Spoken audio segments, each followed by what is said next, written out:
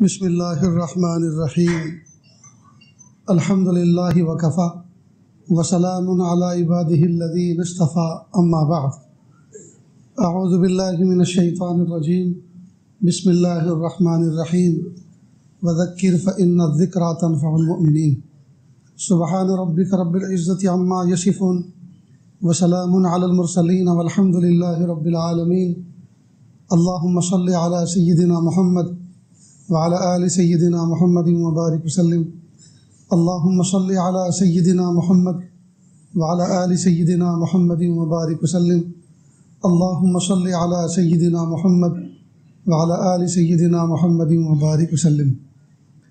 مقصد زندگی اللہ کی بندگی اور مقصد حیات اللہ تعالیٰ کی یاد۔ نہ ہم اپنی مرضی سے دنیا میں آئے نہ اپنی مرضی سے دنیا سے جائیں گے۔ اللہ تعالیٰ نے حکم فرمایا تو آ گئے اور اللہ تعالیٰ حکم فرمائیں گے تو چلے جائیں گے۔ جب نہ آنے میں ہماری مرضی کا کوئی دخل نہ جانے میں ہماری مرضی کا کوئی دخل، تو عقل مندی کا تقاضا یہ ہے بیچ کی جو زندگی ہے وہ بھی ہم اللہ کی مرضی کے مطابق گزاریں۔ یہاں مجلس میں آنے سے پہلے میں پڑوس کے حجرے میں بیٹھا ہوا تھا۔ میرے محبت کرنے والے دوست احباب، ظاہری بات ہے جو بھی مجھ سے ملنے آ رہا ہے وہ محبت ہی کرتا ہے دین کی بنیاد پر۔ بہت درد کے ساتھ بہت سو نے یہ کہا حضرت دعا کرنا بہن کے رشتے کے لیے، حضرت دعا کرنا میرے رشتے کے لیے، حضرت دعا کرنا بھائی کے رشتے کے لیے۔ تو جتنے لوگ آئے تھے ان میں سے اکثریت وہ تھی جو رشتوں کی دعا کرنے کے لیے درخواست کر رہے تھے۔ کیا یہ اتنا مشکل ہے؟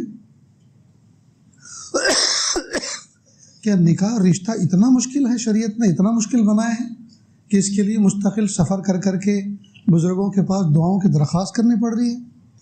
اللہ نے تو اس کو بہت آسان بنایا تھا، محبوب صلی اللہ علیہ وسلم نے تو اس کو بہت آسان کر کے دکھایا تھا، لیکن امت نے اس کو اتنا مشکل کر دیا ہے کہ جس طرح سے بڑی بڑی مہم کے لیے، بڑے بڑے اہم کاموں کے لیے دعاؤں کی درخواست کرنی پڑتی ہے اور خود بھی دعاؤں میں لگنا پڑتا ہے، محنتیں کرنی پڑتی ہیں اور لوگوں سے جو ہے مشورے لینے پڑتے ہیں، ایسا لگتا ہے کہ یہ اتنا مشکل کر دیا ہے اس وقت امت میں کہ اس کے لیے جتن کرنے پڑ رہے۔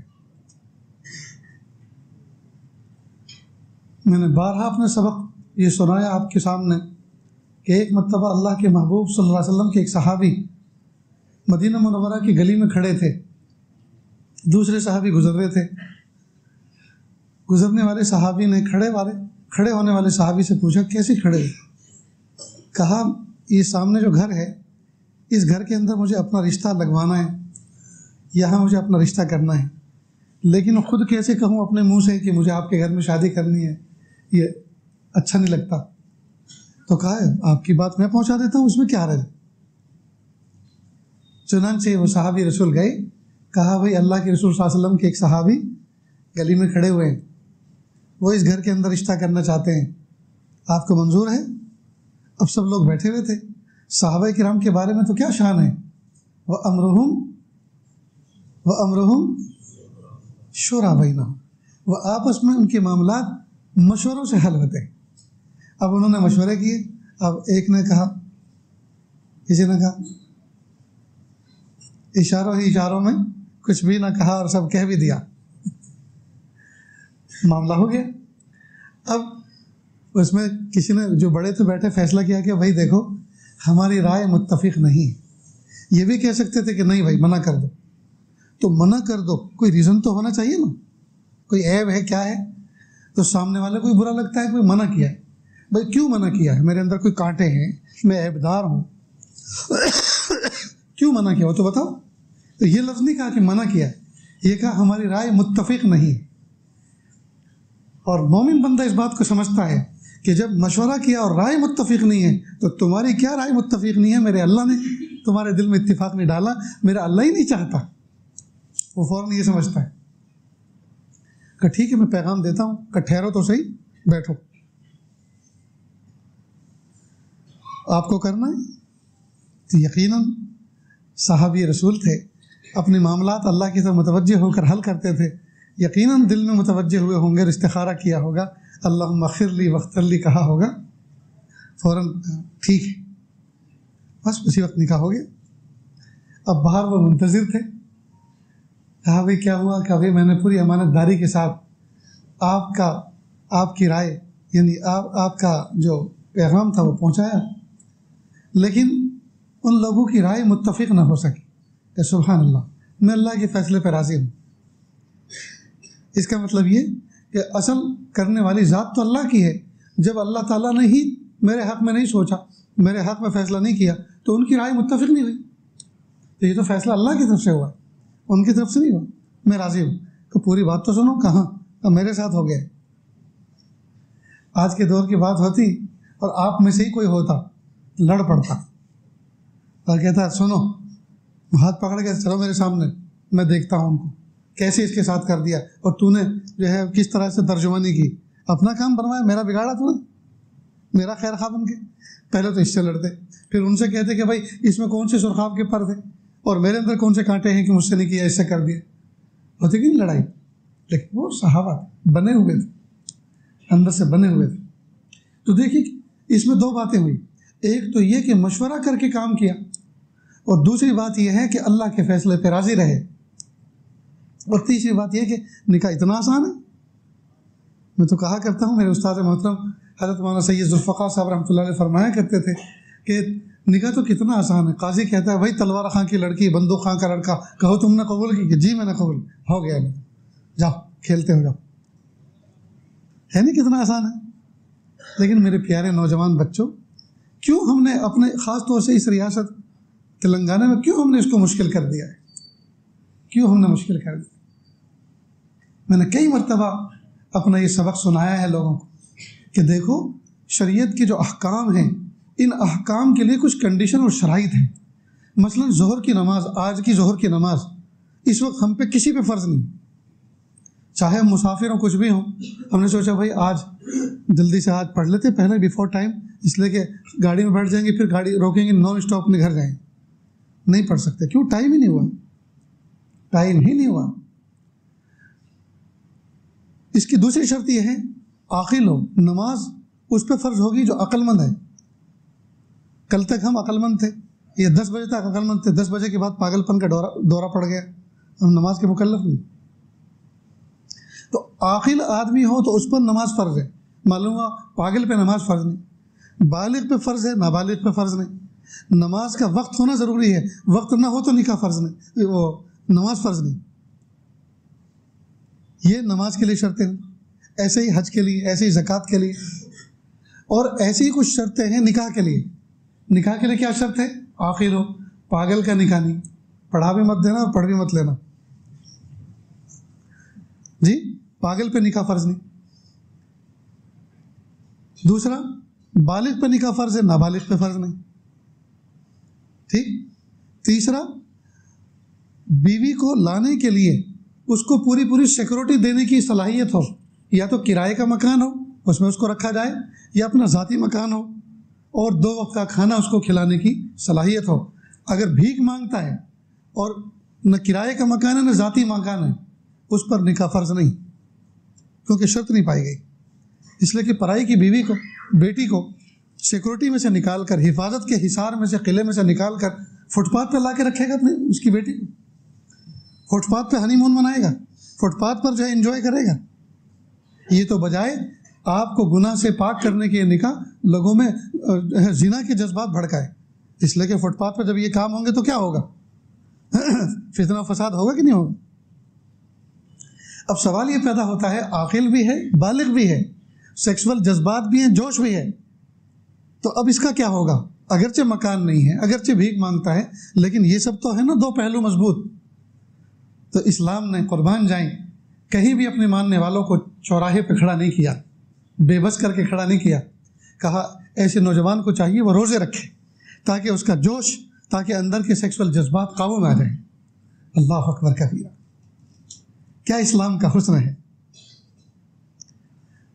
اب میرے پیارے نوجوان بچوں، اور اگر یہ مستورات میں کہیں آواز پہنچ رہی ہے تو میں اپنی بیٹیوں سے کہتا ہوں، بچیوں سے کہتا ہوں، یہ بتاؤ اس کے اندر کہیں یہ بھی میں نے کہا کہ کہیں شریعت میں یہ آیا کہ نکاح کے اندر دلہا لڑکی والوں سے، دلہن والوں سے یہ کہے کہ بھائی کل مجھے ولیمہ کرنا ہے، تم بھی آنا، اور میرے 2000 مہمان الگ سے آئیں گے تمہارے علاوہ، جی لے جاؤ 2.5 لاکھ روپے مجھے دو تاکہ میں ولیمہ کروں.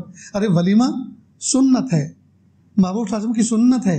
لڑکا اس کے لیے خود انتظام کرے، نہ کہ لڑکی والوں پہ بوجھ ڈالے کہ بھائی مجھے کسی کی دعوت کرنی ہے لاؤ. ہے کوئی تک، کوئی عقل میں آنے والی بات ہے؟ یہ کہنا کہ میں آپ کی لڑکی سے نکاح تو کروں گا لیکن 5 تولہ سونا دینا پڑے گا. اس میں سونے کا کیا معاملہ بھائی؟ نکاح تو ایک ذات سے ہوتا ہے نا، لڑکی سے ہوتا ہے، مال سے تو نہیں ہوتا. چارپائی سے نکاح تو نہیں ہوتا، کرسی سے تو نکاح نہیں ہوتا، فریج سے تو نکاح نہیں ہوتا، گدے تکیوں سے تو نکاح نہیں ہوتا. جی یہ 4 ویل اور 2 ویل گاڑی سے تو نکاح نہیں ہوتا. نکاح تو ایک ذات سے ہوتا ہے نا. اللہ اکبر کبھی. لیکن ہم نے کیا میلہ بنا رکھا ہے، کیا اپنی زندگی کو عرس بنا دیا ہے، کیا اپنی زندگی کو میلہ بنا دیا ہے.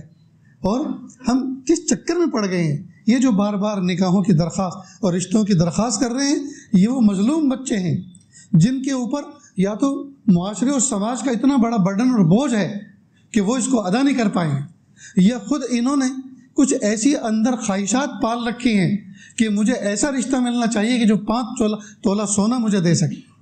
یہی نظام آباد کی ایک بچی تھی جس نے مجھے اعتکاف میں بیٹھنے سے پہلے فون کیا اور کہا حضرت میں آپ کی مریدہ ہوں اور ایک مسئلہ پوچھنا تھا کہ میری ایک سہیلی ہے، اس کا رشتہ ہونے جا رہا ہے.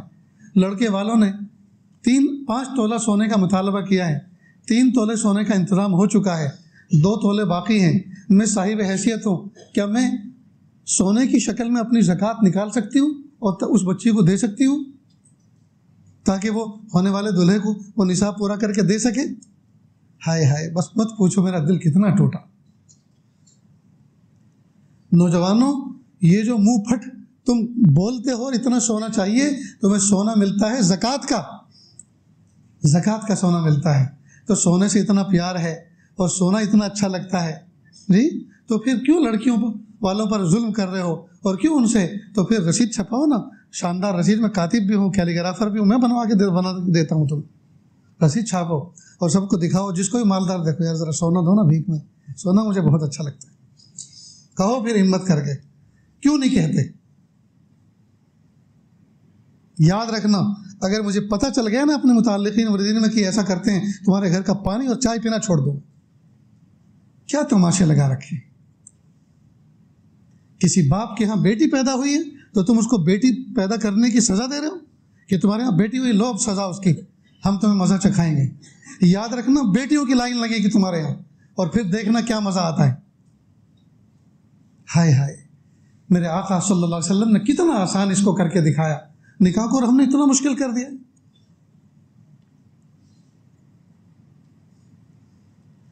اور عجیب بات، اللہ پاک نے سیکسول جذبات ایسے پاورفل رکھے ہیں مردوں کے اندر کہ جب بھوت چڑھتا ہے نا شہوت کا، تو کالی ہو چلے گی، گوری ہو چلے گی، ناٹی ہو چلے گی، لمبی ہو چلے گی، پتلی ہو چلے گی، موٹی ہو چلے گی. ہے کہ نہیں؟ اگر اللہ تعالیٰ نے یہ جذبات ایسے نہ رکھے ہوتے تو یہ کالے لوگ سارے بغیر نکاح کے رہ جاتے. افریقہ کے سارے لوگ کالے لوگ بغیر نکاح کے ہوتے، انمیرڈ ہوتے. کیوں؟ اس لیے کہ جذبات ہی نہیں بن رہے. اللہ پاک نے جذبہ ہی ایسا رکھا ہے. بلکہ میں تو ایک بات دوسری کہتا ہوں، نوجوان بچے جب ان کو زنا کرنا ہو، زنا کے جذبات وجود میں آتے ہیں، بھنگن ہو چلے گی، کالی کلوٹی ہو چلے گی، الٹے توے جیسی کالی کیوں نہ ہو جی چلے گی، بھکارن ہو چلے گی، پاخانہ صاف کرنے والی چلے گی، کچرا چننے والی ہو چلے گی. اور جب حلال نکاح کرنا ہوتا ہے تو میجر ٹیپ لے کے نکلتے ہیں. ناک اتنے انچ کی ہو، سینہ اتنے انچ کا ہو، اور ہپ اتنے انچ کے ہوں، اور لیگ اتنے انچ کے ہوں، اور انگلیاں اور فنگر جو ہیں اتنے انچ کی ہوں. لا حول ولا قوت الا باللہ. میرے پیارے رب نے انسانوں کو بنایا، پیارے رب نے ان کو سانچوں میں ڈھالا ہے. کیا ہمیں اللہ کے سانچے پسند نہیں ہیں؟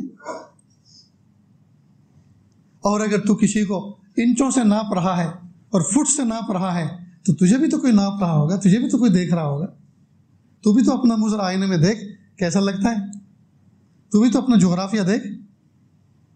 ہائے ہائے، جس چیز کو محبوب صلی اللہ علیہ وسلم نے درجہ نہیں دیا اس کو ہم درجہ دے رہے ہیں. عورتوں سے 3 چیزوں کی وجہ سے نکاح کیا جاتا ہے: لمالہا، لحسنہا، ولجمالہا، ولحسبہا. مال کی وجہ سے، اس کے حسن و جمال کی وجہ سے، اس کے حسب نسب کی وجہ سے اللہ کے محبوب صلی اللہ علیہ وسلم فرماتے فاظفر بذات الدین تربت یداک، ارے ناس میٹ ہے، محاورہ جیسے اردو میں کہتے ہیں ناس میٹ، عرب میں کہتے ہیں تربت یداک، تیرے ہاتھ جو ہیں خاک آلود ہوں، جیسے اردو میں کہتے ہیں ناس میٹے، مان جا یہ سب چیز مت دیکھ، دیندار کو دیکھ، اس لیے کہ مال ڈھلتی چھاؤں ہے، ڈھلتی چھاؤں ہے۔ صبح کے امیر کو میں نے شام کا فقیر ہوتے دیکھا، اور شام کے امیر کو صبح کا فقیر ہوتے دیکھا۔ اسی طرح حسب نسب یہ بھی کوئی پائیدار چیز نہیں ہے۔ خاندان میں اگر ایک لڑکی بھاگ جائے کسی غیر کے ساتھ، کسی اور کے ساتھ، تو زندگی بھر کے لیے حسب نسب والے نظر اٹھا کے چلنے کے قابل نہیں رہتے۔ اور جمال بھی ایسی چیز ہے کہ 2-4 ڈائریا دست لگے تو چوسے ہوئے آم کی طرح جسم ہو جاتا ہے۔ یا کوئی اسکن پرابلم آ گیا، یہ سفید دھبے آ گئے تو اندھیرے میں ڈر لگنے لگتا ہے کہ یہ کیا ہے۔ معلوم ہوا نہ جمال کو بقا ہے، نہ مال کو بقا ہے، نہ حسب نسب کو بقا ہے۔ فاظفر بذات الدین، دیندار کو پسند کرو، اس لیے کہ یہ دینداری مالداری میں ہوگی تو بھی کامیاب، غریبی میں ہوگی تو بھی کامیاب، حسب نسب والوں کے پاس ہوگی تو بھی کامیاب، غیر حسب نسب والوں کے پاس ہوگی تو بھی کامیاب، جی خوبصورت والوں کے پاس ہوگی تو بھی کامیاب، اور بدصورتوں کے پاس ہوگی تو بھی کامیاب۔ یہ دینداری کو بقا ہے۔ تو میرے آقا صلی اللہ علیہ وسلم نے، ہم سب کے پیارے نبی صلی اللہ علیہ وسلم نے امت کے لیے جو چیز پسند کی اس کو تو ہم پسند ہی نہیں کر رہے، ہم تو کچھ اور ڈھونڈتے پھر رہے ہیں۔ اس لیے دوستو نکاحوں کو سادگی سے کرو۔ اب آپ کہیں جی حضرت لوگوں کا کھا رکھا ہے، لوگ کیا کہیں گے؟ تو اگر اس سلسلے کو ختم کرنا ہے، لوگ کیا کہیں گے، تو ہمت کر کے ایک مرتبہ کر ڈالو، جو کہیں گے دیکھا جائے گا۔ وہ کہیں گے بھائی کوئی ہمارا کھایا تھا ہمیں نہیں کھلا رہے ہو کہ اچھا آپ نے اس لیے کھلایا تھا کہ میں آپ کو کھلاؤں، تو چلو ابھی چلو۔ تو اس کے لیے کوئی پرٹیکولر شادی کارڈ چھپوانا، وہ ڈیٹ طے کرنا، فنکشن ہال طے کرنا کوئی ضروری تو نہیں۔ آپ میرے گھر پہ بھی تو کھا سکتے ہیں، آپ میرے ساتھ ہوٹل پہ بھی تو کھا سکتے ہیں، چلو آپ کو کھلاتا ہوں، مجھے پتہ نہیں تھا آپ اتنے بھوکے ہیں، چلو آپ کو کھلاتا ہوں، اس طرح کہہ دو۔ اور اگر اس نیت سے کھلا رہا ہے کوئی کہ ہمیں کھلائے تو یہ تو کھانا بھی جائز نہیں، یہ تو کھانا بھی جائز نہیں۔ اور کہیں نہ کہیں تو اس سلسلے کو ختم کرنا پڑے گا، کہیں نہ کہیں تو اس سلسلے کو ختم کرنا پڑے گا۔ شادی بیاہوں کے دن بھنگیوں کو راضی کیا جاتا ہے، روٹھے ہوئے رشتہ داروں کو راضی کیا جاتا ہے، لیکن پیارے رب اور پیارے رسول صلی اللہ علیہ وسلم کی سنتوں کا جنازہ نکالا جاتا ہے، ان کو راضی کرنے کی کوشش نہیں ہوتی، بلکہ اچھے اچھے نمازی شادی بیاہوں کے دن نمازیں چھوڑ دیتے ہیں، اور نارمل جو گھروں میں رہنے والے ہیں وہ تو شادی سے 2-4 دن پہلے اور 2-4 دن بعد تک نماز نہیں پڑھتے، اور دلہے میاں تو پڑھتے ہی نہیں پڑھتے۔ کیوں؟ اس لیے کہ بیوٹی پارلر میں سروس کروا کے آتے ہیں نا، بیوٹی پارلر سے بن کے آتے ہیں، تو وہ سب پرت چڑھائی ہوئی ہوتی ہیں، اس میں لیئر چڑھائی ہے، تو اگر وضو کریں گے تو اوریجنل کلر ظاہر ہو جائے گا، ریئلٹی دکھانی نہیں ہے، اس کو چھپانا ہے، اس لیے وضو نہیں کرتے، اور شاید غسل بھی نہیں کرتے، غسل بھی نہیں کرتے، اور دلہن بھی وضو نہیں کرتی۔ کیوں؟ اس لیے کہ وہ اس کو تو رونے بھی نہیں دیتے، وہ تو بیچاری ایسی ماہی ابھی آپ کی طرح تڑپتی ہوگی، اس لیے کہ ہزاروں روپے لگا کر بیوٹی پارلر سے اس کو سجا کے لائے ہیں۔ اب اگر ماں کی جدائی پر اور باپ کی جدائی پہ گھر سے رخصت ہونے پہ وہ روئے گی تو 2 لکیر بنیں گی نا آنسوؤں کی، تو یہ اوریجنل کلر ظاہر ہوگا کہ نہیں ہوگا؟ تو سہیلیاں کہتے ہیں نہیں رو مت، نکو رو مت، تو پھر کیا کرتے ہیں؟ وہ سنا ہے ایسے ٹیشو پیپر، میں نے دیکھا نہیں مجھے بتایا ہے، ایسے ٹیشو پیپر لیتے ہیں اور یوں کر کے ایسے صاف کرتے ہیں کہ وہ بہنے نہ پائیں۔ واہ واہ کیا بات! میرے بھائیو اللہ کے لیے ان خرافات سے نکلو۔ میری ماں بہنوں، بیوٹی پارلر میں جا کر چہرہ خوبصورت نہیں ہوا کرتا، چہرہ خوبصورت وہ ہوتا ہے جو وضو کے نور سے منور کیا جاتا ہے، چہرہ خوبصورت وہ ہوتا ہے جو لمبے لمبے سجدوں میں اللہ کے سامنے پڑا رہتا ہے۔ سیاہی اور سرما لگا کر آنکھیں خوبصورت نہیں ہوتی، آنکھیں خوبصورت وہ ہوتی ہیں جس میں حیا کا کاجل پڑا ہوا ہو، حیا کا دوپٹہ اس کے اوپر اوڑھا ہوا ہو، اور اونچی ہل والی سینڈل پہن کے قد اونچا نہیں ہوا کرتا، قد اونچا وہ ہوتا ہے جو حسن اخلاق کے ساتھ، بلند اخلاق کے ساتھ۔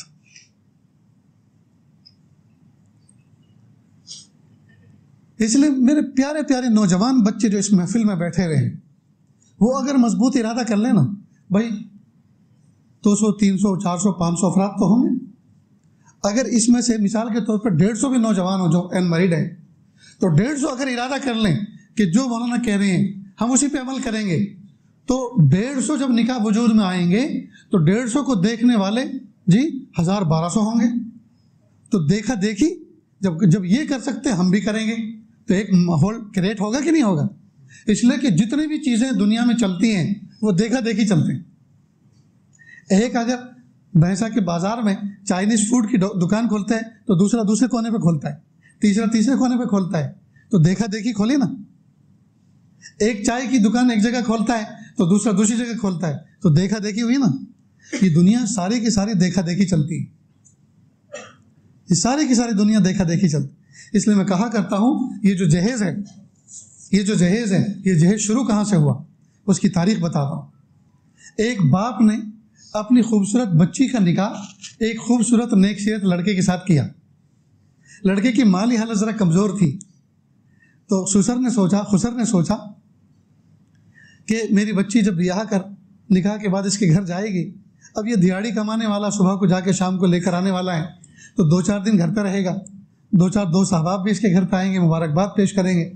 تو 2-3 کلو شکر، کچھ چائے کی پتی، کچھ آٹا، کچھ چاول، کچھ دالیں، کچھ مسالے، ایک آدھ بیڈ شیٹ، 1-2 تکیا، ایک آدھ کرسی، یہ چیز میں دے دوں تاکہ بچے کو راحت رہے.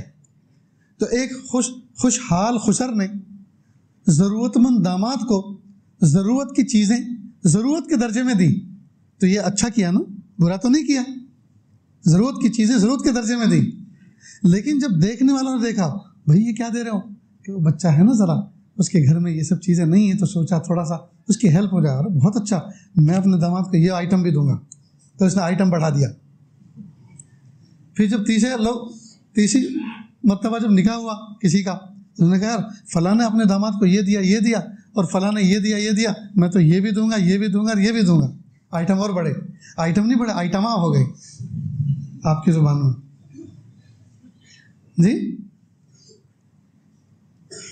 پھر دیکھا دیکھی وہ جہیز کیا جہاز بن گیا، اور آئٹم نہیں بلکہ آئٹم بم ہو گیا. ہائے. لیکن دوستو یاد رکھیں، آپ کچھ بھی دے دیں سامنے والا کبھی خوش نہیں ہو سکتا، ضرور اپنے دل میں اعتراض رکھے گا. لہذا کسی باپ نے اپنے بچے کا، اپنی بیٹی کا نکاح کیا، اکلوتی بیٹی تھی، خوشحال باپ تھا. اس نے سوچا میں اپنی بیٹی کو اور ہونے والے داماد کو اتنا کچھ دوں گا سب کی زبان خاموش ہو جائے گی. چنانچہ اس نے دنیا جہان کا سامان، گھر کی ضرورت، کانٹے سے سوئی سے لے کے دھاگے تک سب چیزیں دی، اور فون کر دیا لڑکے والوں کو کہ جس دن بارات آئے گی تو ذرا بڑی سی گاڑی لے کر آنا، بچے کا سامان ذرا زیادہ ہو گیا ہے. تو 10 ٹائرہ ٹرک لے کر آئے، LP سائز. سامان بھرا گیا، لوڈ ہوا، کئی گھنٹے لگے. اب بارات چلی، بیچ میں وہ ٹرک جا رہا ہے، دولہے سے زیادہ ٹرک کو لوگ دیکھ رہے ہیں. اللہ کی شان، جب مین روڈ سے وہ کچے راستے پہ اترا گاؤں میں جانے کے لیے تو کسی جگہ پھنس گیا. اب جتنا وہ ایکسیلیٹر دے رہا ہے اس کا ویل گھوم رہا ہے اور اس میں نشان پڑ گئے. سارے باراتی روکے، آگے پیچھے جو چلنے والے تھے روکے. UP کا واقعہ ہے. تو کسی نے کہا بھائی ایسا کرو، اس میں نئی مٹی کھود کے اس کھڈے میں ڈالو. ہم سب مل کے دھکا لگاتے ہیں، ڈرائیور بھی کوشش کرے گا نکل جائے. تو کہا لیکن یہاں جنگل میں کھودیں کس چیز سے؟ کہا اس نے تو سب کچھ دیا ہے نا، اس کا دروازہ کھولا، نکالا، اس میں پھاوڑا تسلا ہوگا، اس سے کھود کے ڈالتے ہیں. اب وہ دیکھا تو وہ تو تھا نہیں. تو اس نے کہا بیوقوف نے پھاوڑا تو دیا نہیں اور کیا دیا ہوگا. تو دیکھو تانا لگ گئے. اس نے کہا تھا کہ بولنے والوں کی زبان خاموش ہو جائے گی، اتنا کچھ دوں گا، لیکن ہوئی کسی کی زبان خاموش. مارتے ہوئے کا آپ ہاتھ پکڑ سکتے ہیں، بولتے ہوئے کی زبان نہیں پکڑ سکتے. میرے بھائیو، مخلوق کو خوش کرنے کے لیے کیا ہم کریں گے؟ کبھی خوش نہیں کر سکتے، سب کو کبھی خوش نہیں کر سکتے. ہاں ایک رب کو خوش کر سکتے. سب کو تو خوش نہیں کر سکتے، ایک رب کو خوش کر سکتے ہیں. اور ایک رب کو خوش کر لو، وہ سب کو خوش کر دے، وہ سب کو خوش کر دے. اس لیے دوستو بجائے اپنی انرجی اس پہ لگانے کے ہم سب کو خوش کر دیں، ہم اس پر انرجی نہ لگائیں بلکہ رب کو خوش کرنے پہ انرجی لگائیں۔ اور روایت میں ریاکار جو مخلوق کو دکھانے کے لیے خوش کرنے کے لیے کوئی عمل کرتا ہے، قیامت کے دن اللہ تعالیٰ اس سے کہیں گے جاؤ جس کو خوش کرنے کے لیے دکھانے کے لیے کیا تھا اسی سے لے لو اس کا بدلہ، جس کو دکھانے کے لیے عمل کیا تھا تم نے اسی سے اس کا بدلہ لے لو، ہمارے پاس کچھ نہیں۔ تو بتاؤ کیا کریں گے؟ اس لیے پیارے نوجوان بچوں، نہ تو اپنے آپ کو حضرت یوسف علیہ السلام جیسا خوبصورت سمجھو، سمجھے نا، نہ اپنے آپ کو کوئی ہیرو ہیروئن سمجھو، نہ اپنی کوئی قیمت لگاؤ، نہ یہ سمجھو کہ میں حسینوں کا بادشاہ ہوں یا حسین شہزادہ ہوں۔ ہر آدمی اپنی اپنی قیمت لگاتا ہے جی۔ آئینہ جب سے ایجاد ہوا ہے، سنا ہے کہ مجنو کو بہت تکلیف ہوئی تھی جب آئینہ ایجاد ہوا تھا، مجنو کو بہت بڑی تکلیف ہوئی تھی جب آئینہ ایجاد ہوا تھا، اس لیے کہ اس نے دیکھا، بلکہ کہتے ہیں کہ ایک شعر کہا، سکندر اعظم نے سنا آئینہ ایجاد کیا تھا اپنا چہرہ دیکھنے کے لیے، محنت کروائی تھی اس نے، تو اس نے اس کو کوسا اور کہا کر دیا میری لیلا کو تو نے مجنو، اے سکندر میں تجھ کو کیا کوسوں۔ نہیں سمجھے؟ یہ سمجھنے کا شعر ذرا سمجھو۔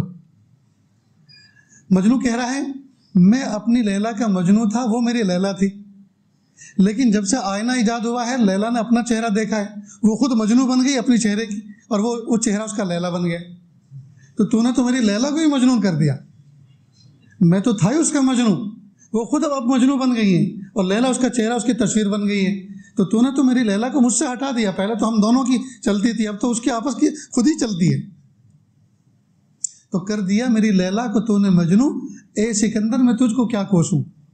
اور ہر شخص اپنے اپنے چہرے کا مجنو بنا ہوا ہے، ہر شخص اپنے، اب دیکھو تنہائی میں کبھی جب کوئی نہ ہو، پھر دیکھو آئینہ کوئی دیکھ رہا ہو تو وہ کیسے مسکرا کے دیکھتا ہے، کیسے رو کے دیکھتا ہے، کیسے نقش نین کر کے دیکھتا ہے، ہر آدمی اپنا دیوانہ بنا ہوا ہے۔ بہرحال تو ہم اپنی قیمت نہ لگائیں، ہم اللہ کے نیک بندے بنیں۔ اللہ نے ہمیں جیسا بنائے جی، احسن تقویم میں اللہ پاک نے ہمیں پیدا کیا، بہترین پیرائے میں اللہ پاک نے ہمیں ڈالا جی، ہم اللہ کے محبوب بن کے زندگی گزاریں۔ تو یہ سبق یاد رہے گا کہ نہیں یاد رہے گا؟ میں یہ چیز بچپن سے، مجھے نکاحوں سے، یعنی شادی محفلوں کی جو مجلسیں ہوتی ہیں، نکاح سے مراد یہ جو شادی محفلیں، شادی کی مجلسیں ہوتی ہیں، اور یہ جو بارات جاتی ہیں اور رسم و رواج ہوتے ہیں، بچپن سے اللہ پاک نے اس عاجز کے دل میں ان کی نفرت رکھی ہے۔ میں تو اپنے نکاح میں بھی پتہ نہیں کس طرح سے شریک ہوا، کیونکہ مجبور تھا، سب لے گئے تھے، چلا گیا تھا، لیکن اس کے بعد جو ہے نکاحوں میں شرکت نہیں، خاص طور سے نکاحوں سے مراد نکاح تو سنت ہوتا ہے، اس کی محفل میں بیٹھنا، خطبہ سننا خطبہ دینا تو سنت ہے، لیکن اس کا سننا واجب ہے، عیدین کے خطبے کی طرح، جمعہ کے خطبے کی طرح، اور دعا میں شریک ہونا۔ لیکن یہ جو باقاعدہ خرافات ہوتی ہیں، بارات جاتی ہیں، اب بات یہاں پہنچی کہ میرے 2 بچے بڑے ہو گئے، اب ان کا مجھے نکاح کرنا تھا، ان کا نکاح کرنا تھا۔ پچھلے پیر کو میں نے اپنے 2 بچوں کا نکاح کیا، اب آیا اونٹ پہاڑ کے نیچے۔ اب آپ سوچ رہے ہوں گے کہ دیکھیں تم نے کیسا کیا، وہی بتاتا ہوں کیسے کیا۔ 1 سال پہلے مجھے پتہ چلا، ضلع مظفر نگر کے اندر قصبہ کھتولی ہے، وہاں ایک بڑا نیک دل شخص تھا، ان کا انتقال ہو گیا، ان کی 2 بیٹیاں ہیں، بڑے بااخلاق گھرانہ، دیندار گھرانہ۔ تو میں نے سوچا جب ان کے باپ کا انتقال ہو گیا تو ہم کیوں نہ ان بچیوں کو اپنی بچی بنا لیں۔ تو ایک بھائی اکلوتا، میں نے ان سے کہا کہ آپ کے گھر کے اس وقت حالات امور کس کے ہاتھ میں ہیں؟ کہ جی 2 ماموں ہیں ہمارے، وہ دیکھ ریکھ کرتے ہیں۔ میں نے کہا ایسا کرو، اپنے ماموں کو آپ اور اپنی والدہ کو لے کے میرے ہاں آئیے۔ میں ان کو بلایا، والدہ تو مستورات میں تھی۔ میں نے ان کے ماموں کو کہا کہ بھائی آپ کی 2 بھانجیاں اور بیٹا آپ کی 2 بہنیں، ان کو میں اپنی بیٹیاں بنانا چاہتا ہوں، کیا آپ کو منظور ہے یہ بات؟ تو ماموں، ان کو پہلے سے اندازہ ہو گیا تھا کہ جی جیسی آپ کی مرضی ہو. تو میں نے 2 مسلح 2 تھیلیوں کے اندر الگ سے رکھے ہوئے تھے، بلکہ ایک مسلح تو میں یہیں سے بھینسا سے لے کے گیا تھا. میرے ایک دوست ہیں پیارے، انہوں نے مجھے جب ان کو بتایا کہ بھئی مجھے کہیں پیش کرنا ہے تو کہ حضرت میری طرف سے آپ کو ہدیہ ہے. 2 مسلح، 2 تسبیح، 2 قرآن پاک. میں نے کہا یہ 2 قرآن پاک ہیں، 2 مسلح ہیں، 2 تسبیح ہیں، اور میری 2 بچیوں کو دے دیں، اور یہ میری زبان، یہ گواہ ہے اس پر. اور جس طرح سے یہ منگنی ہو گئی اسی طرح انشاءاللہ کسی دن میں نکاح بھی کر دوں گا. تو ہاتھی گھوڑے تو جوڑنے نہیں پڑے نا مجھے. جی 1 سال بیت گیا.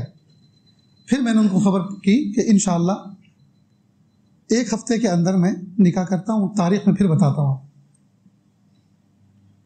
پھر میں نے ان کو تاریخ بتا دی کہ میں فلاں دن پیر کے دن میں فلاں جگہ آ رہا ہوں، تو نکاح ہو جائے گا.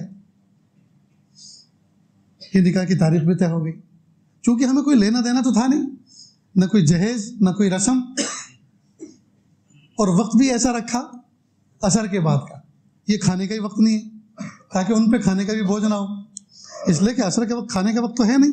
یہ تو میں اپنے گھر سے کھا کے چلا، اور شام کا کھانا میں مغرب عشاء سے پہلے کھاتا ہوں، تو نہ شام کا وقت ہے نہ دوپہر کا وقت ہے. وقت یہ رکھا اور نکاح مسجد میں منعقد کیا تاکہ سب کے سب لوگ باوضو ہوں، ایک بھی بے وضو نہ ہو، نماز کے فوراً بعد، تاکہ اس کی برکات بھی شامل ہوں. اب مسئلہ یہ تھا کہ میں اپنے ان بچوں کے نکاح کو مجھے اپنے دوست احباب کو بتانا بھی تو تھا. یہ تو اعلان کرنا چاہیے. اعلان تو اس لیے مسنون ہے تاکہ لوگوں کو پتہ چل جائے کہ یہ زنا نہیں ہو رہا، نکاح ہو رہا ہے. اس لیے کہ زنا چھپ کے ہوتا ہے، نکاح تھوڑی چھپ کے ہوتا ہے. نکاح تو افراد کے سامنے ہوتا ہے. تو میں نے اس کا ایک کارڈ بنوایا. آپ سوچ رہے ہوں گے چلو کارڈ کی تو گنجائش ملی. کارڈ کا مضمون کیا ہے سناؤں آپ کو؟ پہلے میں اوپر سے پڑھتا ہوں اس کو. آسان نکاح کی طرف ایک قدم. اس دنیا میں بسنے والے انسان ارد گرد کے ماحول کو دیکھ کر اپنی زندگی ترتیب دیتے ہیں. یہ انسانوں کی کمزوری بھی ہے اور ضرورت بھی. اس کو اپنے کاموں کو انجام دینے کے لیے نمونہ چاہیے. کس کو؟ انسان کو. حضرت آدم علیہ السلام کے بیٹے نے جب بھائی کو قتل کر دیا، اب سمجھ میں نہیں آ رہا تھا اس کا کیا کیا جائے. یہ جو لاش پڑی اس کا کریں کیا؟ بہت نادم ہوا، پشیمان ہوا. اللہ تعالیٰ نے ایک کوے کو ذریعہ بنا کر فہم دی، جس کو دیکھ کر بھائی کو دفنایا گیا. اسی طرح اللہ تعالیٰ نے قرآن پاک میں فرمایا، یا ایھا الذین آمنوا اتقوا اللہ وکونوا مع الصادقین. اے ایمان والو، اللہ سے ڈرو اور سچے لوگوں کے ساتھ رہو. نیک سارے لوگوں کے ساتھ رہنے کا حکم اس لیے دیا گیا کہ انسان ایک دوسرے کو دیکھ کر بہت کچھ سیکھتا ہے. تو نمونہ بتلا دیا گیا کہ صالحین کا نمونہ اختیار کرو. وہ اللہ تعالیٰ سے مانگ کر عمل کرتے ہیں. جب آپ ان کو دیکھیں گے تو آپ کے اعمال بھی صلاح والے کہلائیں گے. اس عاجز نے نکاح کی رسم و رواج اور بیجا نام و نمود میں بچپن سے امت میں بے اعتدالی دیکھی، تو اسی وقت سے یہ داعیہ پیدا ہوا کہ امت کے اندر ناسور کی طرح پھیلے ہوئے اس رذیلے کو، اس خراب چیز کو ختم کرنا چاہیے. تقریباً 20 سال سے یہ عاجز اپنی نجی اور اجتماعی مجالس میں اس پر بات کرتا رہا ہے. اللہ تعالیٰ نے آج اس پر خود عمل کا موقع عطا فرمایا. اس عاجز کے 2 بیٹوں کا نکاح اسی ماہ ہونے جا رہا ہے. شاید جب آپ یہ رسالہ ماہنامہ دوائی دل پڑھ رہے ہوں گے، یہ اس کے لیے مضمون لکھا، اس وقت ان کا نکاح ہو چکا ہوگا. چنانچہ ہو چکا. آپ سے دعاؤں کی درخواست ہے. ان کے نکاح کا اعلان اس عاجز نے مذکورہ ذیل تحریر سے کیا تاکہ دور تک یہ تحریر چلی جائے اور ہمت کرنے والوں کو ہمت میں اضافہ ہو، اور مخلوق کے طعنوں سے نہ ڈرتے ہوئے صرف اللہ تعالیٰ کی رضا پیش نظر رہے. اب وہ جو کارڈ تھا وہ میں نے چھپوایا نہیں، بس ٹائپ کر کے اس کو 2-4 کو بھیجا اور پھر وہ پوری دنیا میں پھیل گیا. اب وہ کارڈ بس ایسے سیدھا سادہ ایک مضمون ہے اس طرح کا. بسم اللہ الرحمن الرحیم. اعلان نکاح مسنون. دعوت تو نہیں، دعوت نہیں، اعلان دعوت شرکت آتی ہے کارڈ پہ، لیکن یہ دعوت اعلان نکاح مسنون. اللہ تبارک و تعالیٰ کے فضل و کرم سے اس عاجز یعنی صلاح الدین سیفی بن حاجی جمیل احمد سیفی مرحوم کے 2 نور نظر عزیزم حافظ جنید سلمہ اور عزیزم حافظ بایزید سیفی سلمہ کا نکاح ہمراہ مظفر حسین بن حاجی Manzoor Khatauli Muzaffar Nagar U P India کی 2 لخت جگر سے حسب پروگرام ہونا طے پایا ہے. اب لخت جگر کا نام نہیں دیا کیونکہ یہ ادب کے خلاف ہے. بچیوں کے نام نہیں دیے ادب کے خلاف، اور یہاں تو کارڈ میں بھی بچیوں کے نام، گاڑیوں پہ بھی، اور دل بنا کے اس کونے پہ اس کا، اس کونے پہ اس کا، اور بیچ میں تیر اندازی ہو رہی ہے. ہوتا ہے کہ نہیں ہوتا؟ یہ سب خرافات ہیں دوست. حسب پروگرام ہونا طے پایا ہے. پروگرام کیا ہے؟ نکاح بروز پیر 18 ربیع الاول 1443 مطابق 25 اکتوبر 2021، وقت بعد نماز عصر، بمقام مسجد Akbar Khan, Khatauli, Muzaffar Nagar, U P, India. اب نوٹ، یہ ذرا سننے کی چیز ہے. میرے متعلقین و رشتہ دار اور دوست احباب عصر کی نماز مسجد اکبر خان کھتولی میں پڑھنے کی کوشش کریں، اور بعد نماز خطبہ نکاح کو سنیں جو کہ واجب ہے، اور دونوں خاندانوں کے لیے دعا فرمائیں. دعا کے بعد شیرینی لے کر مسجد ہی سے اپنے اپنے مقام کو رخصت ہو جائیں. اکل و شرب یعنی کھانے پینے کا کوئی انتظام نہیں ہے. بخیل تو نہیں کہو گے؟ پھر آگے سنیے. نیز قصبہ کھتولی سے باہر رہنے والے رشتہ دار، دوست احباب صرف اس نکاح میں شرکت کے لیے سفر کرنے کی زحمت گوارا نہ فرمائیں. اپنے مقام سے ہی بچوں کے لیے دعا فرما دیں، کیونکہ کئی بار سفر کے اندر فرائض داؤ پر لگ جاتے ہیں جو بالکل مناسب نہیں ہے. اللہ تعالیٰ آپ سب کو خوش و خرم رکھے اور ہمیں شریعت کی اہمیت کا احساس اور اس کی سہولت پر عمل کرنے کی توفیق عطا فرمائے، آمین. محبوب صلی اللہ علیہ وسلم نے فرمایا، ان اعظم النکاح برکتاً ایسرہ مؤونتاً، یعنی زیادہ بابرکت نکاح وہ ہے جس کا خرچ کم سے کم ہو اور ہلکا ہو. فقط مولانا صلاح الدین سیفی نقشبندی مجددی. یہ شادی کارڈ تھا.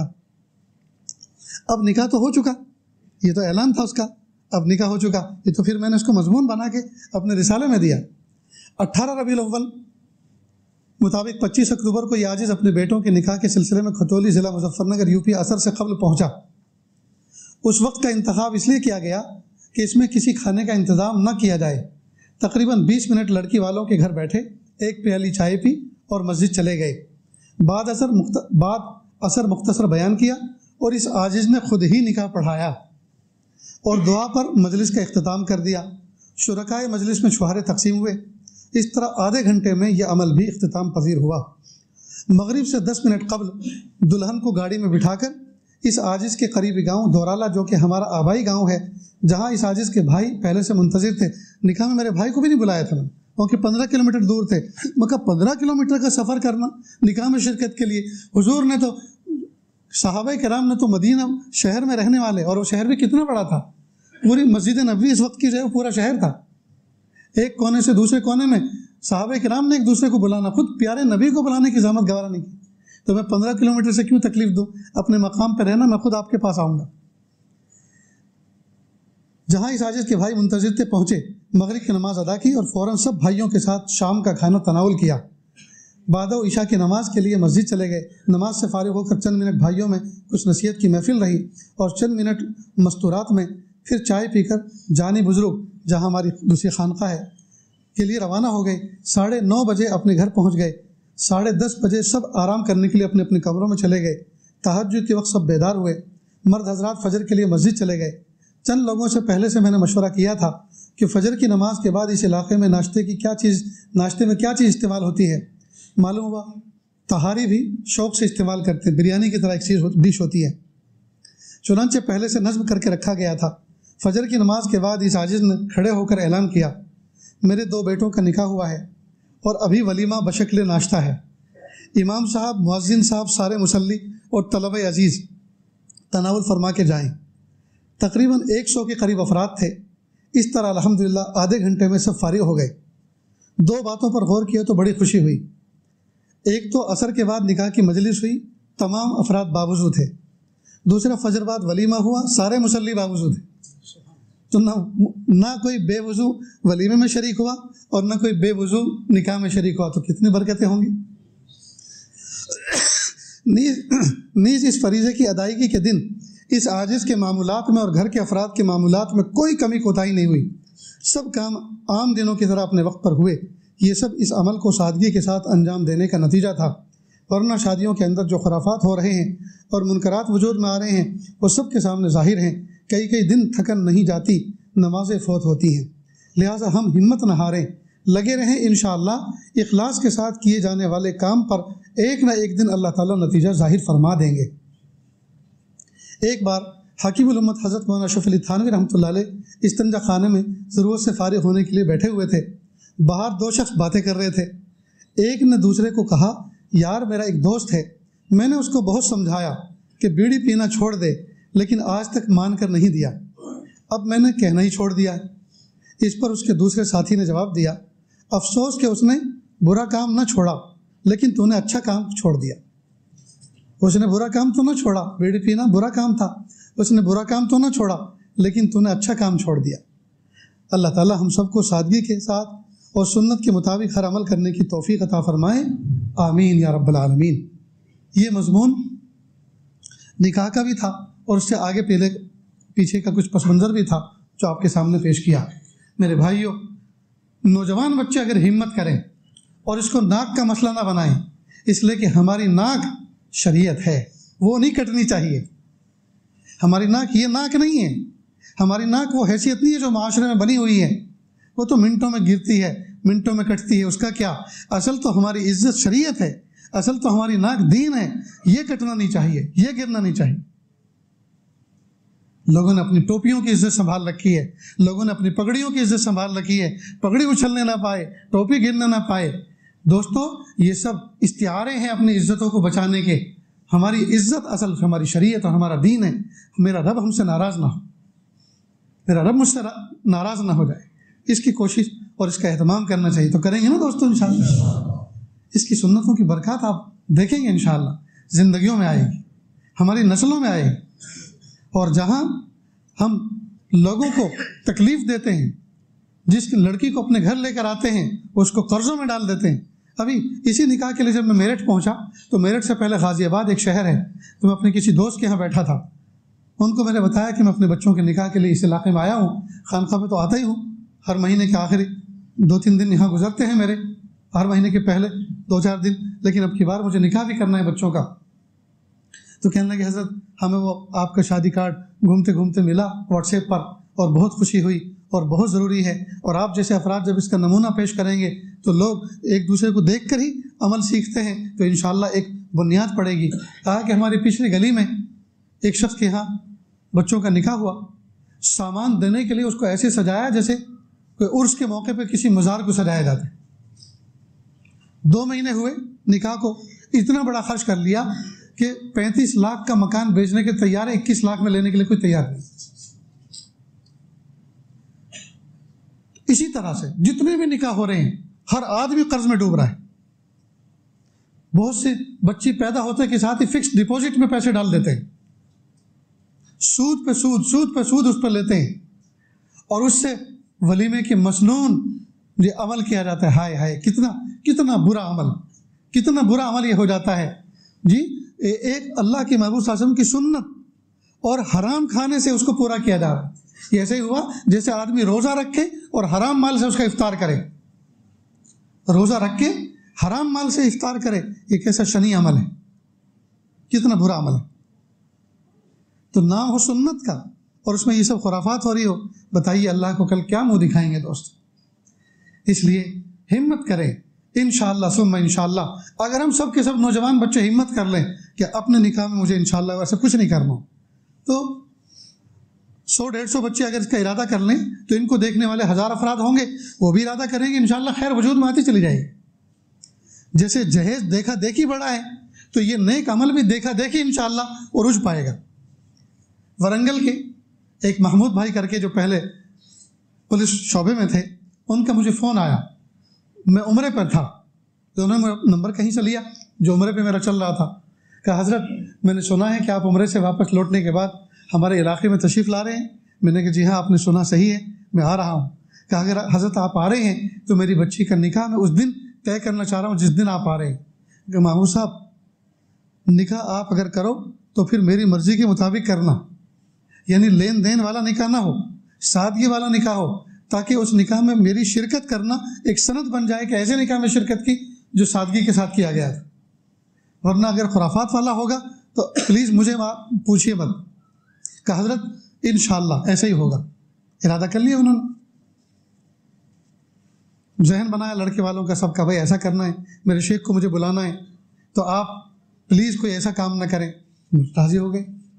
تو ایک بچی ان کی بڑی تھی جس کا پہلا نکاح ہوا تھا، جب اس کو پتہ چلا کہ دوسرا نکاح تو ایسا ہو رہا ہے اس میں کوئی لین دین نہیں ہوگا، تو اس نے کچھ پہلے سے کچھ لے رکھا تھا تو اس نے واپس کر دیا۔ جب وہ بغیر لین دین کا ہو رہا ہے، وہ کچھ نہیں مانگ رہا، تو میں مانگ کر خواہ کیوں برا بنوں، واپس کرتا ہوں، اللہ مجھے معاف فرمائے۔ تو دیکھیے ایک آدمی نے ہمت کی تو خیر وجود میں آئی نا۔ تو دوست کریں گے انشاءاللہ تو وجود میں آئے، اور نہیں کریں گے تو نہیں کریں گے تو جو کچھ وجود میں آ رہا وہ آ ہی رہا ہے۔ اللہ اکبر کبیرہ۔ میرے بھائیو ہمت تو کریں، اللہ کو منہ دکھانا ہے، رسول اللہ صلی اللہ علیہ وسلم کے حوض کوثر پر پہنچنا ہے۔ کس منہ سے ہم محبوب صلی اللہ علیہ وسلم کے ہاتھوں سے جام کوثر لیں گے؟ اگر پوچھ لیا جی کہ میری امت کے لیے تم مشکلیاں کر کے آئے ہو، اللہ کے محبوب صلی اللہ علیہ وسلم نے زنا کو مہنگا کیا تھا۔ کتنا مہنگا کہ اس پر کوڑے لگتے تھے اور اس پر کئی مرتبہ جان کے لالے پڑتے تھے۔ زنا کو مہنگا کیا اور نکاح کو سستا کیا، آسان کیا کہ 2 جملوں میں نکاح ہو جاتا ہے، مزے میں بیٹھ کر 2 جملوں میں نکاح ہو جاتا ہے۔ نکاح کو سستا کیا، لیکن اس امت کے امیروں نے اور ان کے چوچلوں نے جی نکاح کو مہنگا کر دیا اور زنا کو سستا کر دیا۔ جس دن امیروں کی بچیاں رخصت ہوتی ہیں اس دن غریبوں کے گھر میں ماتم جیسا ہوتا ہے۔ غریب بچیاں روتی ہیں اور وہ سوچتی ہیں اللہ ہمیں موت دے دی، اس لیے کہ ہمارا باپ تو اتنا سب کچھ نہیں کر سکتا، اور جب نہیں کر سکتا تو ہم تو کنوارے ایسے ہی بیٹھے رہیں گے، ہمارے باپ کو تانے پڑتے رہیں گے کب تو اپنی بیٹی کا نکاح کرے گا، اور وہ کر نہیں سکتا کہ اللہ بہتر یہ ہے کہ باپ کا بوجھ ہلکا ہو، اللہ ہمیں موت دے دیجیے۔ یتیم غریبوں کے گھر میں اس دن ماتم ہوتے ہیں، اس لیے کہ امیروں نے نکاح کو مہنگا کر دیا، امیروں نے نکاح کو مہنگا کر دیا۔ اور وہ جو مجمع جمع ہوتا ہے، بے وضو والا مجمع، بے نمازی مجمع، اور ان کے لباسوں کو دیکھو جو غیر شرعی، اس دعوت کو کھانے کے لیے اسپیشل داڑھی صاف کی جاتی ہے، شیونگ کی جاتی ہے، اس نکاح میں شرکت کے لیے اسپیشل جوتے خریدے جاتے ہیں، اس نکاح میں شرکت کے لیے اسپیشل لباس پہنے جاتے ہیں۔ عورتیں بن ٹھن کے آتی ہیں، 8 عورتیں ہوں گی تو اس میں 2 برقعے والی ہوں گی اور بقیہ جو ہیں بغیر برقعے والی ہوں گی۔ میک اپ اتنا کر رکھا ہوگا کہ دلہن پھیکی پڑ جائے گی ان کے سامنے،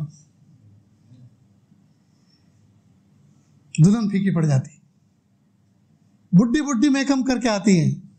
یہ ولیمہ ہے یا سنیمہ ہے؟ یہ کھانے کا ہے یا دکھانے کا ہے؟ کیا ہے یہ؟ میرے بھائیو ایسا نہ ہو کہ یہ برائی جو آئے دن بڑھتی جا رہی ہے کہیں اللہ تعالیٰ کا عذاب نہ آ جائے اس قوم پر۔ ڈرنا چاہیے دوست، اس لیے کہ نکاح گناہوں کو ختم کرنے کا ذریعہ تھا۔ ہم تو اس نکاح کو رسم بنا کر نہ جانے کتنے گناہ کو ایجاد کرنے کا اس کو ذریعہ بنا دیا ہے۔ کتنی لڑکیاں بن ٹھن کے جاتی ہیں اس دن تقریب میں، اور وہاں سے گھر واپس نہیں آتی بلکہ اپنی عزتوں کو لٹا کر گھر پہنچتی۔ اس پر کبھی توجہ دی؟ اس لیے کہ سارے کے سارے لوگ فنکشن ہال میں ہیں، سارے کے سارے لوگ تقریب میں ہیں، اور کسی کا کچھ پتہ نہیں کون کتنے بجے کتنی دیر سے جائے گا، کوئی کوارڈینیشن نہیں ہے، اور اتنی دیر میں نہ جانے کیا کچھ ہو گیا۔ ہائے ہائے میرے بھائیو، اللہ کے لیے ہم اپنی محنتوں کا رخ بدلیں۔ اگر یہ تعلیم ہم اپنی ذات پر، یہ مال اپنی ذات پر خرچ کریں اور ان پر صفات پیدا کریں، بہترین تعلیم حاصل کریں، عصری تعلیم حاصل کریں، دینی تعلیم حاصل کریں، ہر بندہ خوشحال ہوگا، ہر بندہ اپنے پیروں پہ کھڑا ہوگا۔ اس امت میں کوئی بھیک مانگنے والا نہیں رہے گا۔ اللہ کے محبوب صلی اللہ علیہ وسلم نے اس امت کو بنایا ایسے ہے، اور اس امت کی کو ترتیب ایسے دی، اس امت کو تعلیم ایسے دی ہے، زکوٰۃ کا نظام ایسا ہے، اگر صحیح طریقے سے زکوٰۃ نکلے اور صحیح طریقے سے اس کو تقسیم کیا جائے، اس امت میں کوئی بھیک مانگنے والا نہیں رہے گا۔ اس امت میں شادی بیاہ اگر سنت کے مطابق آ جائیں اور اخراجات انڈر کنٹرول ہو جائیں تو اس امت میں اتنا مال ہے، اس امت کو اللہ نے اتنا کچھ دے رکھا ہے، کسی کے گھر میں کبھی فاقہ نہیں آئے گا، کسی کے گھر میں کبھی تنگ دستی نہیں آئے گی، کسی کے گھر کی کبھی چھت ٹوٹے گی نہیں، بہترین محل بنا کر رہے گا آدمی، اپنی ذات پہ صفات پہ خرچ کرے گا، اللہ کے رضا پہ خرچ کرے گا۔ لیکن افسوس کی بات ہے ہم نے اس مال کو بجائے اللہ کے رضا پہ خرچ کرنے کے، مخلوق کو دکھانے کے لیے اور مخلوق کو کھلانے کے لیے اور اپنا اونچا نام کرنے کے لیے ہم نے اس مال کو استعمال کیا۔ نتیجہ ہوا نام تو اونچا نہ ہوا لیکن ہم نیچے ضرور ہو گئے، اپنی بھی نظروں میں، دوسروں کی نظر میں، اور بینکوں کے اندر بلیک لسٹ میں، بینکوں کے اندر بلیک لسٹ میں چلے گئے، کنگال گھوشت ہو گئے۔ اللہ ہم سب کی حفاظت ہو۔ تو یہ سبق دوستو یاد رہے گا، یہ تربیت کی باتیں تھیں، یہ میرا دل کا درد تھا جو میں نے آپ کے سامنے پیش کیا۔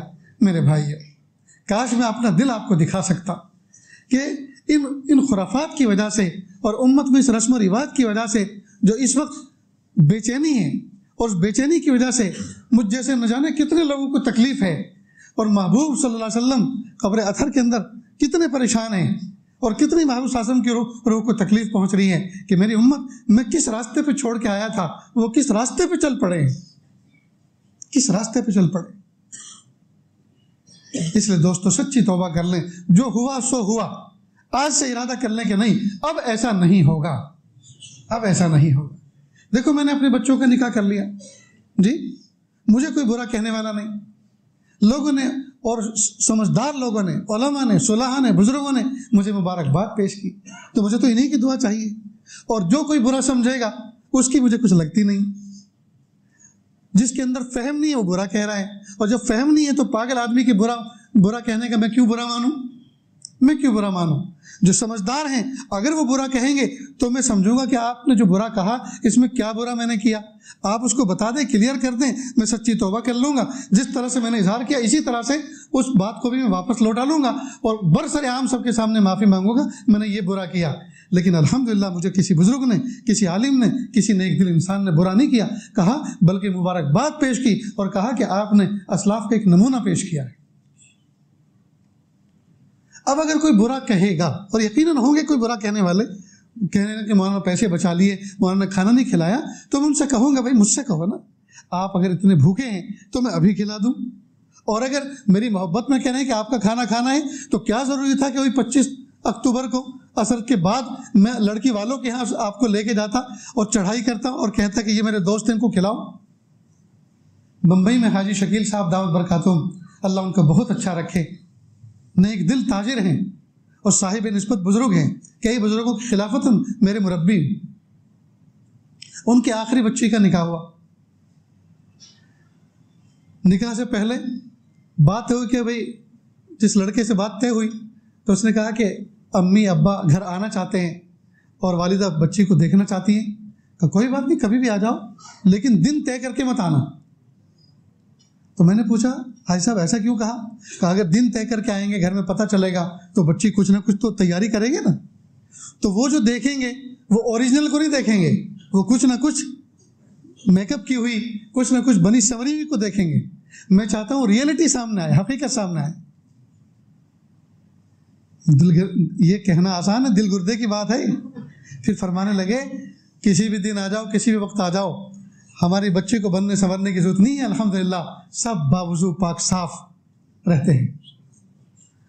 پھر جب بات طے ہو گئی، معاملہ طے ہو گیا، جب معاملہ طے ہو گیا تو معاملے میں یہ کہا کہ جی جس دن نکاح ہوگا تو میرے ہاں اتنے ساتھی، اتنے مہمان ہوں گے میرے ساتھ آئیں گے۔ تو حاجی صاحب نے کہا ہاں آپ کے مہمان ہوں گے نا؟ کہ جی ہاں میرے ہو۔ تو کہا پھر مجھے کیوں کہا جا رہا ہے؟ میرے دروازے پہ مت لانا، آپ کے مہمان ہیں، اپنے دروازے پہ لانا، نکاح کے لیے مجلس میں شریک کرنا، وہیں سے لے جانا، میرے دروازے پہ نہیں۔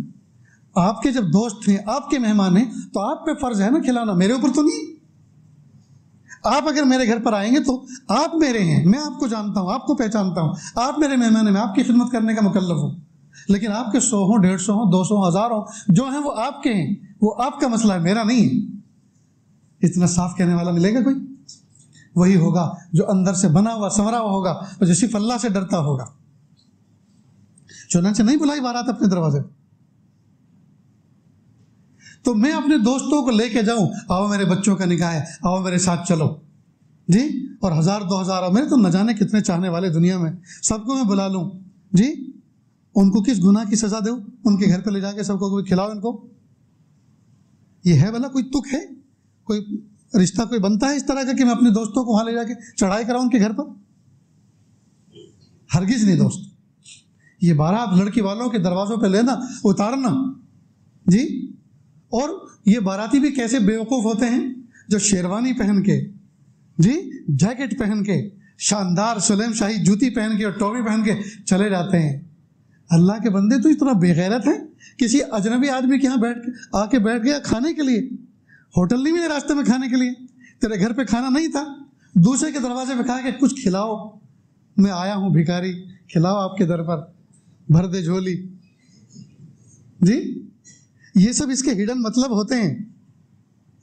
اگر آپ کا رشتہ دار جو آپ کو لے کر گیا نہ ہو اور پھر آپ کو کھڑا اور لڑکے والے کو بھائی جناب کون ہو آپ, کیوں آئے ہو یہاں, اگر ذرا اس طرح سے منہ کر کے پوچھ لیں تو زندہ اٹھو گے وہاں سے یا غیرت مر جاؤ گے؟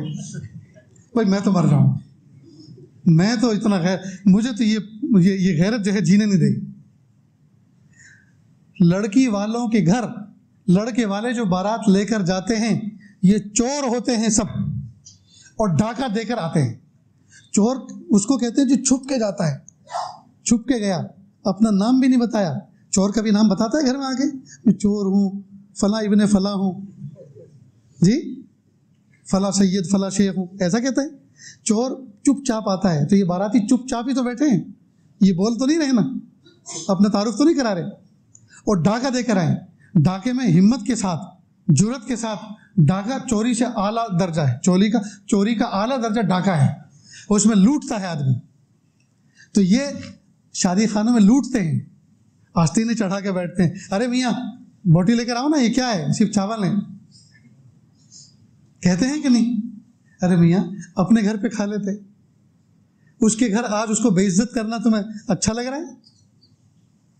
کہ یہ کہنا کسی کو کسی کے یہاں مہمان بن کے یہ کہنا کہ بھائی اس میں بوٹی لے کر آؤ, ذرا روٹی گرم لے کر آؤ, ذرا زردہ گرم لے کر آؤ, بھائی مٹھائی نظر نہیں آ رہی, مٹھائی کہاں گئی یار, ایسا کہتے ہیں اپنے گھر پہ کبھی کہتے ہیں؟ تو دوسرے کے یہاں اس کو ذلیل کرنے کے لیے یہ سب کیوں کہتے ہیں؟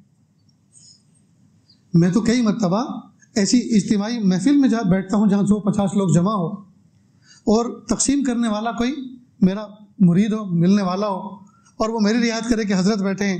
میں کہا بیٹا سنو, وہ گھر کے مالک نے جو آپ کو مکلف کیا ہے سرو کرنے کے لیے, دینے کے لیے, اس نے یہ تو نہیں کہا آپ کو کہ آپ کے دوست ہو تو ان کو نکال کے دینا, آپ کے شیخ ہو تو اچھی طرح سے نیچے نکال کے دینا, اور دوسرے ہو تو ان کو اوپر سے دے دینا.